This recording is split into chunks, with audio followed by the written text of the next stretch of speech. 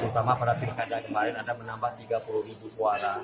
Ternyata itu bisa kita gagalkan menjadi 120.000 jumlah pemilih. Yang kedua di bidang kesehatan. Kesehatan juga memuncak kayak ini, nggak boleh lagi. Harus ada pembenahan di rumah sakit umum, kemudian dinas kesehatan akan kita tingkatkan pelayanannya. Yang ketiga di bidang PONI Aceh Tenggara, ini sudah lama sekali mati, akan kita hidupkan kembali supaya bisa mencegah anak-anak muda yang terlibat narkoba. Tidak ada lagi nomor 1 dan 2. Ini Tidak ada lagi ya? Gimana? Gimana?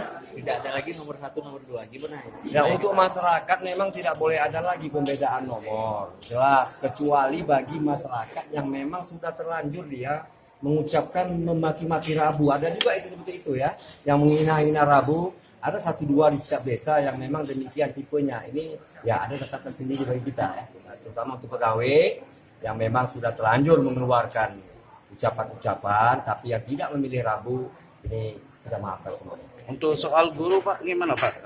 Guru-guru honor kontrak itu gimana Pak untuk ke depan Pak? Guru honor, saya akan berhentikan semua honorer terhitung mulai bulan 12 atau bulan 11 nanti akan kita rekrut kembali pada saat Januari atau Februari. Jadi semuanya harus dibersihkan dulu, bukan hanya guru honor tetapi semua tenaga kontrak yang ada di negara harus kita bersihkan. Abang, kemarin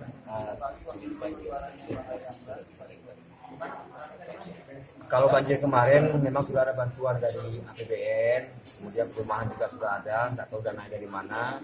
Kita akan coba juga nanti melihat keadaan keuangan kita ya.